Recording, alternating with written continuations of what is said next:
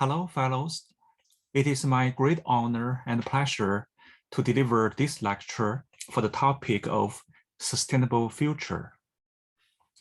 My name is Weijie Song. I'm a scholar of modern Chinese literature, film, and culture from Rutgers University in the US. I'm deeply grateful to Professor Asen Lopez Varela at the Complutense University of Madrid for this wonderful opportunity. The title of my lecture is Environmental Object and the Sustainable Future, Trees, Forests, Phytography.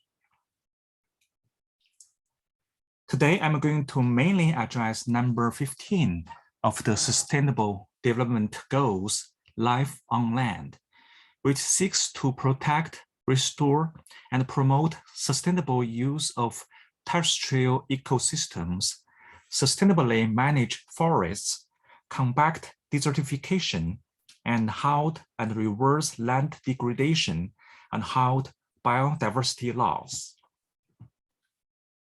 I will also briefly talk about goal number 11, sustainable cities and communities, which aims to make cities and human settlements inclusive, safe, resilient, and sustainable. The United Nations proposes these 17 goals and provide a shared blueprint for peace and prosperity for people and the planet now and into the future.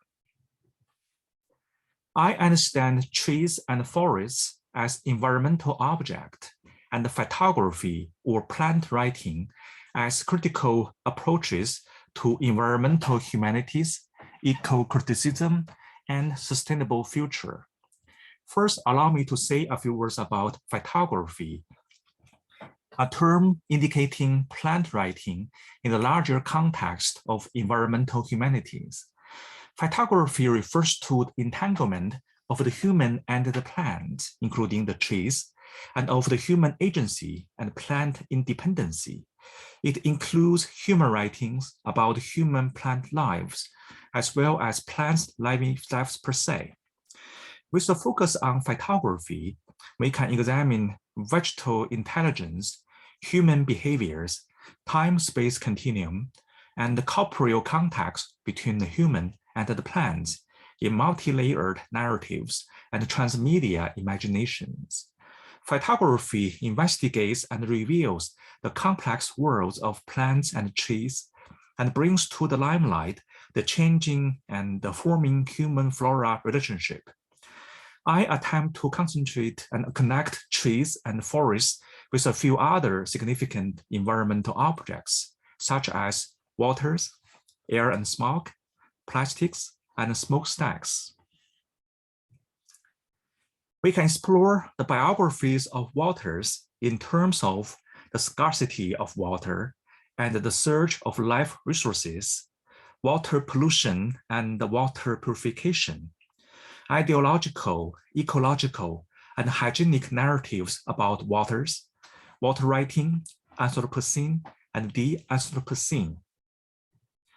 We can also examine air narratives and smoke stories in terms of Oriental aesthetics, literary writing, visual presentation and avant-garde art, the grassroots movement, the practice of daily life, collective ecological unconscious, biophilic and aesthetic impulse, air, fog, smoke, and smog as environmental objects can also well related to geographical distribution, public health concern, ecological crisis and propaganda, mainstream scientific discourse, official and personal concerns and warnings, New Deal on traffic laws, and modification of economic development model.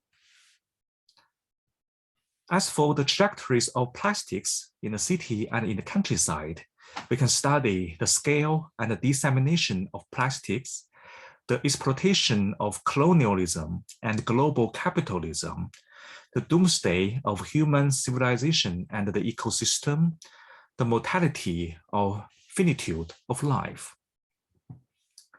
I also consider industrial smokestacks as environmental objects which focuses on the incarnation of modernization and industrial civilization, the crystallization of modernity anxiety, the gigantic signs and the landmarks of post-war industrialization and urban development, the targets for the belated awakening of environmental and eco-critical awareness, materialization of industrial and post-industrial sentiments, memory, and nostalgia. Thus, I understand the imagery of smokestacks both as a concrete object and an abstract concept, which emerged in works ranging from early Chinese futurist eulogy to modernist elegy, from Maoist propaganda to post-socialist eco-critical reflections, and the post-fifth generation requiem for communism, and from literary imagination to artistic representation. I also try to situate trees, forests, and phytography into the larger context of eco-criticism, environmental humanities, the material turn, the affective turn, and the entanglement of ideology and ecology. Environmental humanities, eco-criticism, and nature writing include, first, environmental philosophy, ecosophy, and environmental ethics in the 1970s. Number two, environmental history in the 1980s. And number three, environmental literature, cultural studies, anthropology, geography, and political ecology since the 1980s. The three waves of environmental humanities shift the focuses and scopes of investigations from the nature and the non-human world to the urban life and environmental justice, and to transnational and multi-ethnic ecological crises and sustainable futures. We also need to pay more attention to symptomatic eco-ambiguity, to borrow Karen Thornberg's word, the complex, contradictory interactions between people and the environment with a significant non-human presence. My source of inspirations also include the issues and methods of material turn. To borrow Bill Brown's sense of things, I focus on the social life and the biography of material things, try to locate the trajectories of objects' human identity, and to tease out the entanglements of objectivity and subjectivity.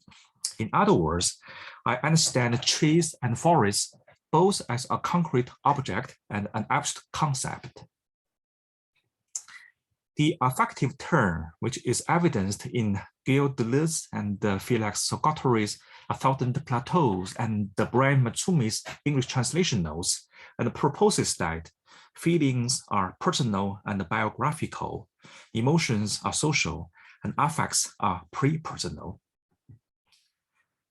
The understanding of ideology and structure of feeling are also important as the nexus of materiality, reality, and mentality. That is to say, to borrow Louis Althusser's classical definition, ideology reveals both a real and an imaginary relationship, which expresses a will, could be conservative, conformist, and also could be reformist or revolutionary, a hope or a nostalgia, rather than describing a reality. And in this regard, Raymond Williams' description of structural feeling is also inspiring and illuminating. Structural feeling is firm and definite as structure suggests, yet it operates in the most delicate and the least tangible parts of our activity. It displays a set of collective sentiments in process that has not yet been formalized in fixed ideologies or values. We are talking about characteristic elements of impulse, restraint, and tones, specifically affective elements of consciousness and relationships, not feeling against thought, but thought as felt and feeling as thought, practical consciousness of a present kind in a living and interrelating continuity. I choose to focus on the storytelling of trees and forests, deforestation and afforestation, the rise of environmental consciousness and eco-critical concern about ecological crisis, and the complexity of human-nature relationship evidenced in a wide variety of literary and artistic works and their photographic approaches. I limit my scope of investigation within 40 years, roughly from the 1980s to the 2020s. In modern Chinese literary and artistic works, trees are everywhere, appearing in multiple genres, including poems, essays, novellas and novels, non-fictional reportage, documentary, and feature films. I'm going to talk about trees, forests, and photography in contemporary literary and multimedia representations along the ranges of 4 dimensions. Number 1, the token of marred humanity. Number 2, the sign of eco-critical awakening. Number 3, the indicator of climate crisis. And number 4, the illustration of biophobia entanglement. We can revisit Chinese educated youth literature flourishing in the 1980s. Educated youth literature refers to the millions of urban junior high and high school students who were sent down to the countryside to settle as farmers and peasants during the Cultural Revolution from 1966 to 1976. Following their return to the cities in the wake of the Cultural Revolution, these educated youth writers have been focusing on their village experiences, adventures and discoveries, literary conventions, and ethnic minorities related to their sent-down geographical sites and locations. Educated youth literature carries over scar literature, reform literature, search for roots literature in the 1980s, and later enters into the new stages of neo-realism with different variants after the 1990s. Kong Jiesheng's groundbreaking novella, Forest Primeval, published in 1984, focuses on 5 educated youths who were sent to a virgin forest to explore the site so that one company from the farm can open up the forest to grow rubber. Regarding the writing of Forest Primeval, the author Kong Jiesheng once confessed that when I walked along in a forest, I easily became confused and disoriented. It is unnecessary to burn the forest to make room for rubber trees. And in this novella, when the 5 educated youths get lost in the forest, 4 of them decide to return to the farm, giving up their task of conquering the nature. And one of these 4 protagonists have realized the task is worthless and will eventually bring environmental disaster. Yet the 5th one insists on marching forward, and he regards this dangerous mission as a chance for him to become a hero and feels he would achieve greatness that no one has achieved before. Later, he's trapped in the labyrinth of the forest and loses his life. Cheng's novella, The King of Trees, published in 1985, is a masterpiece. We can focus on a few paragraphs of the story in details to have a better view of trees, forests, photography, biophilia, and the awakening environmental and eco-critical consciousness in the post-Mao Chinese literature in terms of useless and useful trees, tree spirit, superstition, concept, ideology, tree cutting scene, silence, witness, epiphany, and awakening, and also the double silence, double death, and hopeful rebirth in the end of the story. There are continuous dialogues between the educated youth from the city and another one named the naughty, an extremely strong countryman from the mountains and the forests. One educated youth says that trees cannot run away. We'll cut down useless trees and replace them with useful ones. The naughty from the countryside replies, "There's one particular tree, the king of trees, has become a spirit. Anyone who fells it will be in trouble, and this king of tree has to be spared. Even if the rest of them fall, this one will stand as witness. Witness to what? And then the educated youth asked the question, witness to the work of the supreme God in heaven. And then the educated youth laughs at the belief of the tree spirit. It talks about eliminating superstition by chopping down the king of trees, and proposes that once we chop down the king of trees and it falls, a concept will be destroyed. People's ideology should be totally renewed and cleansed. Man will triumph over heaven. In an appealing way, the tree cutting scene showcases a double silence. Finally, the great tree hit the ground, sprung back up instantly, touched down again, bounced twice more, then rolled over in the dark, finally coming to a rest. The whole world turned silent, and the educated youth was stunned, unable to speak. In the end of the novella, Ah Cheng describes the double death of the great tree and the countryman Naughty, with a hopeful rebirth as follows. Naughty's remains were buried in the original graveside. As time went by, a patch of grass with white flowers grew over it. People who understood these things told us that the plant was a kind of medicinal herb, especially effective in healing wounds. As we continued our work on the mountain, we often stopped and gazed across the landscape. We could see the huge trunk, scarred like a man who had fallen, and we could also see the patch of white flowers, like bones exposed in dismembered limbs. This double silence, double death, and the possible rebirth, more or less, brings to the limelight the following questions. Is the king of the trees a tree or a human, or both a tree and human, evidenced in the incarnation of human nature entanglement, or in a type of mutual embodiment, so much so to push us to reconsider the human-centered perspective, the represent that no one and no man, trees, tree king or king tree can be separated, with an emphasis on the involving relations in human-plant writing and the awakening ecological and environmental consciousness.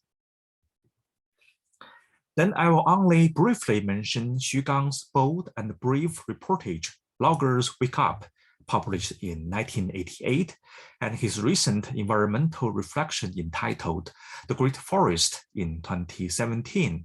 And along the same genre and genealogy of reportage literature, we can also consider Wang Zhi'an's apocalyptic The Tragic Forest, published in 1999. Thanks to their unfailing efforts and the continuing cause, a major change has already happened with trees and forests in China. According to Carbon Brief, China planted the largest amount of new forest out of any country between 1990 and 2015. Facilitated by the country's Green for Green program, started in 1999 by investing more than $100 billion in afforestation programs and planting more than 35 billion trees across 12 provinces. By the year 2015, the amount of planted forests in China covered 79 million hectares. Now let's return to another significant example, that is Shi Zijian's lyrical and nomadic phytography ethnobotany, The Last Quarter of the Moon, published in 2005. The book summary is as follows. In this sweeping epic of 100 years of love and loss, a woman tells her family saga from the perspective of one of the last remote reindeer herding tribes who live in the mountain forests of northeast China. At the end of the 20th century, an old woman sits among the birch trees and thinks back over her life, her loves, and the joys and tragedies that have befallen her family and her people. She's a member of the Avinki tribe who wander the remote woodlands with their herds of reindeer, living in close sympathy with nature as its most beautiful and cruel. An idyllic childhood playing by the river ends with her father's death and the growing realization that her mother's and uncle's relationship is not as simple as she thought. Then in the 1930s, the intimate, secluded world of the tribe is shattered when the Japanese army invades China. The Avinki cannot avoid being pulled into the brutal conflict with the hundreds of years of the traditions governed by ritual, the laws of nature, the views of the spirits, and the shaman's performance and the solution and the remedies. In the beginning of this lecture, I briefly mentioned the three waves of environmental humanities. Shi Zijian's The Last Quarter of the Moon not only creates a dazzling epic about an extraordinary woman bearing witness to the stories of her tribe and the great transformation of China, but also displays the nature and the non-human world in the first wave, as well as the transnational and multi-ethnic ecological crises and sustainable futures in the third wave of the environmental humanities. Now let's turn to the second wave, the urban life and environmental justice, with a salient example that is Franz Kafka Prize winner Yan Lianke's Beijing story entitled Garden Number 711, the ultimate last memo of Beijing. In this work, we can witness trees, flowers, dream, ecophilia, or an ecotopia, and its final destruction in the suburban area of contemporary Beijing. The story is colored by Yan Lianke's mythorealism, a term he coined, which abandons the seemingly logical relations of real life and explores a non-existent truth, an invisible truth, and a truth concealed by truth. Mythorealism keeps distance from any prevailing realism. The mythorealist connection with reality does not lie in straightforward cause and effect links, but rather relies on human souls, minds, and the author's extraordinary fabrications based on reality.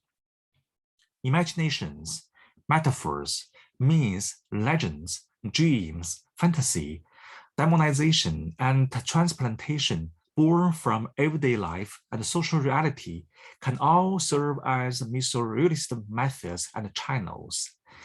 Yan Lianke declares Garden Number 711 to be a tribute to Henry David Thoreau's Walden. As a country person living in the city, he expresses his fondness and the familiarity with nature.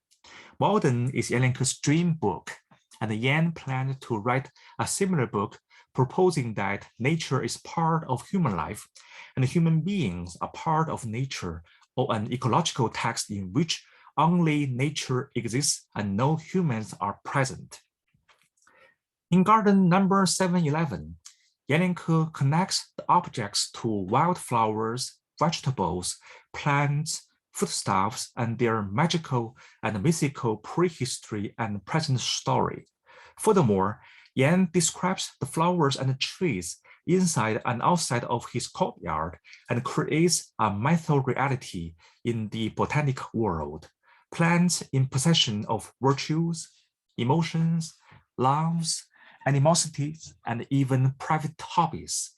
Yan also portrays the happiness and sadness of insects, birds, and animals, and he welcomes wandering, homeless cats and dogs as new residents of this garden.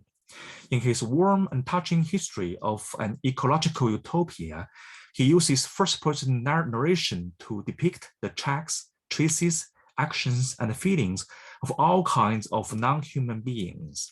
Man and nature exist in peace, balance, and harmony. Yet predictably, this ecotopia could not last long. The ecological utopia of Garden Number 711 ended abruptly in the winter of 2011, when the administrative authorities of the municipal and the national governments decided to demolish the garden for the sake of a road building project. In one chapter entitled Fragmentary Records of the Garden, and then the author uses striking visual imagery and finds powerful analogies that resonate. In this chapter, cypress twigs hit the ground with furious sounds and energetic resistance. The uncertain fate of peach trees indicates the future of the garden. The first-person eye bids a tearful farewell to 4 thorn trees. The garden and its plants claim victories over steel saws. Ivies climb walls, demonstrating their vitality and adaptability. And finally, the physical shape and size of the garden become the methods of disclosing the author's anxiety, indignation, philosophical reflection, and the literary representation of the dilemma of developmentalist myths and environmental injustice.